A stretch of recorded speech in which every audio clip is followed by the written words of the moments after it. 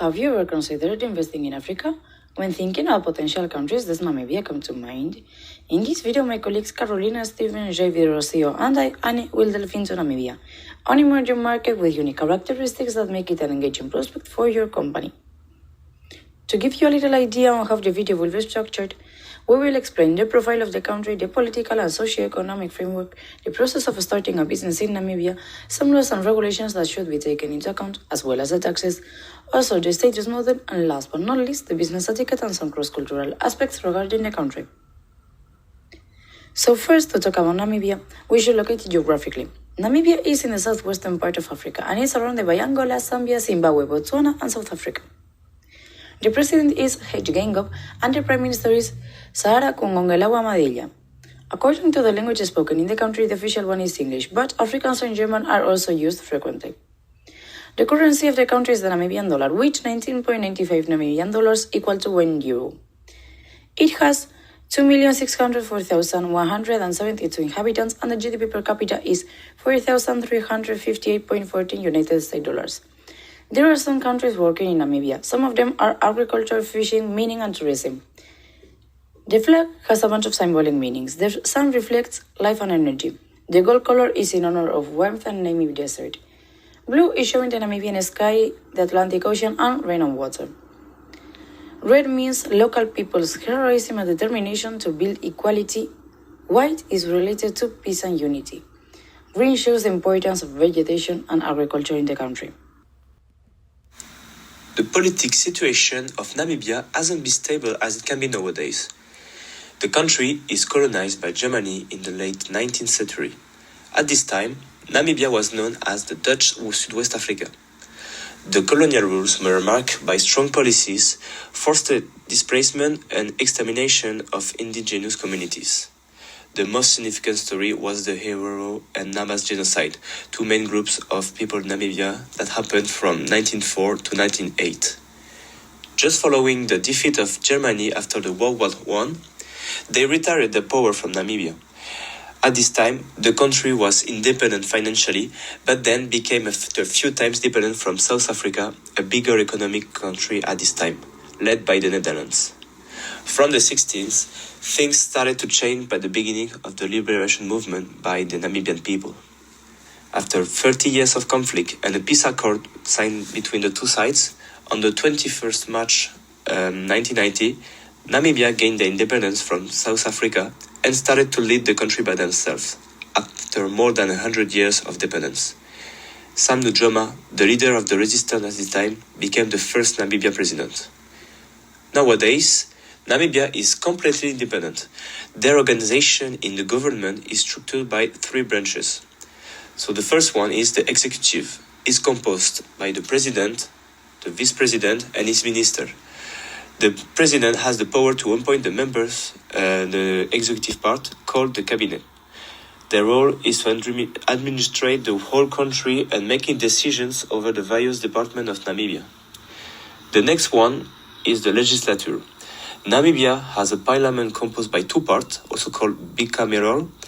The first one is the National Assembly, having the power to pass laws with the agreement of the president, composed by 96 elected members and 8 others appointed by the president. The second part is the National Council.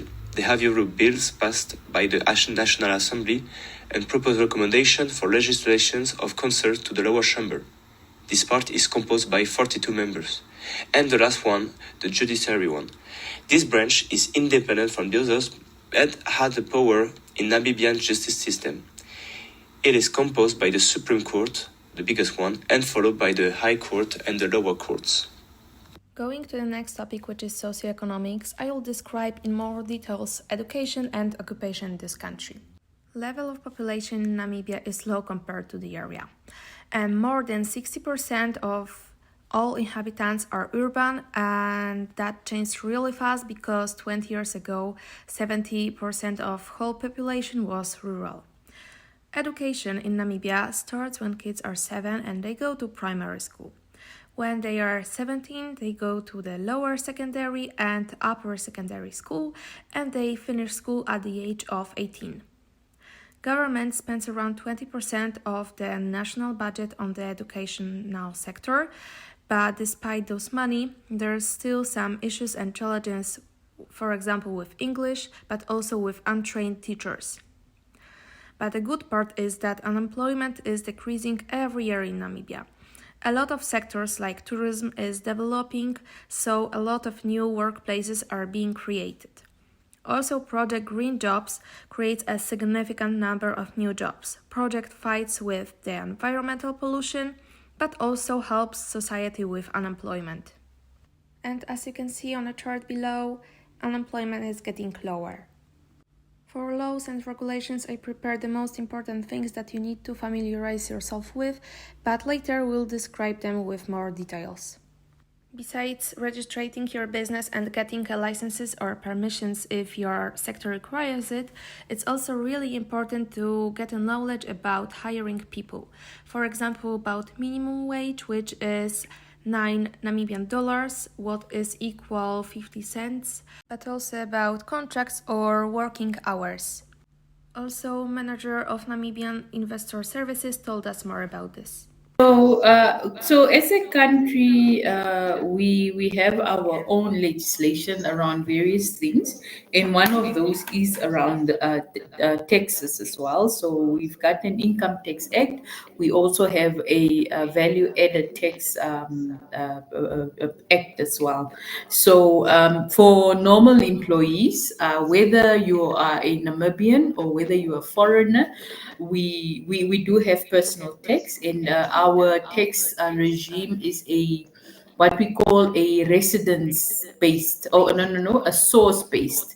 So so you based in Namibia, wherever your source of income is coming from, but for as long as you are here, you are liable for tax, especially for a foreigner that is in Namibia, working here. They are here for more than 180 days, which is basically 6 months. Then they are required to start paying taxes on that income that they are receiving. Starting a business in Namibia. So here are some essential things you need to know before starting a business in Namibia. First of all, there are a few steps through which you have to pass to start your own company in Namibia. The first is business idea, of course. You need to develop a business idea in your mind, like you need to create a product that's going to be needed by people in your mind. The next is business plan.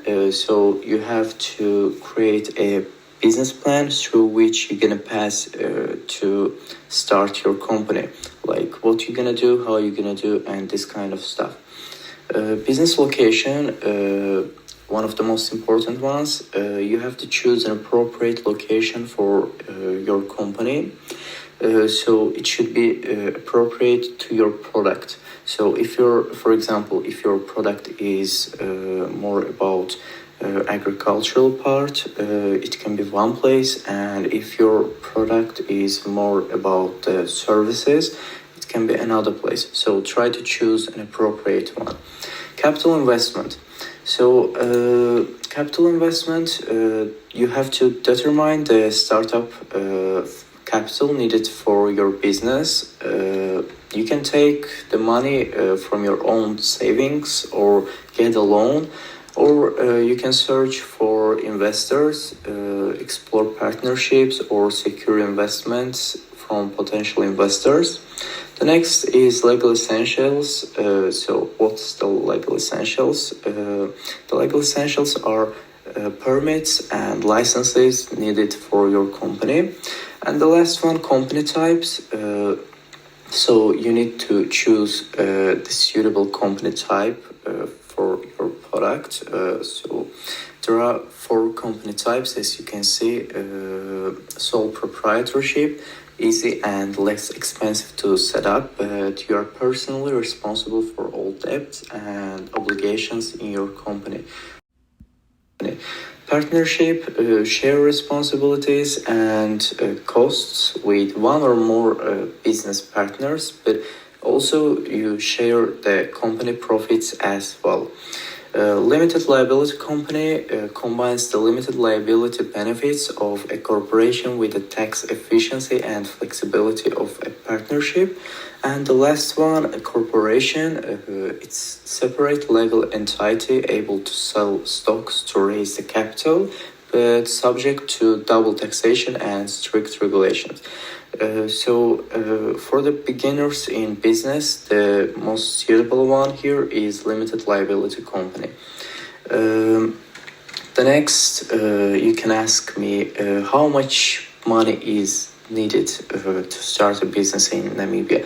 So you need money for business registration. The registration fee is 500 NAD. So if you transfer it to dollars, it's $32. Also, you need money for business premises, inventory and supplies, and licenses and permits. But the price, the cost of all this can vary depending on location, business size, business type.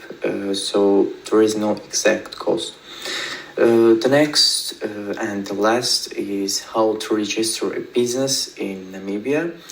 So first you need to choose a name for your company, select a unique name for your business and check its availability with the Ministry of Industrialization, Trade and SME Development. Register with the Register of Companies, fill a registration form and memorandum of association with the Register of Companies along with the registration fee. Obtain a business license, so you need to obtain necessary licenses and permits for your business activities from the local authority. And the last step, register for taxes. You have to register for tax purposes with the Namibia Revenue Agency and obtain a tax identification number. Namibia establishes a progressive tax system that encompasses various taxes. The tax year in this country runs from the 1st of March to the 20th of February. There are individual rates for each person depending on their salary and personal reason, but for the business is different. General corporate tax rate in Namibia is 35%. Mining companies, excluding mining, diamond and petroleum, pay tax at a flat rate of 37.5%. The effective tax rate for diamond mining companies is 55% and for petroleum mining companies is 35%. The tax rate for the registered manufacturers is 18% for a 10-year period. In addition, each company must pay another group of taxes for each of its workers, like social security or payroll taxes. Also, number of incentives are available. These tax incentives are generally designed to assist manufacturers or exporters or encourage employment. Additionally, tax depreciation allowance are granted for the construction of buildings and the acquisition of capital equipment.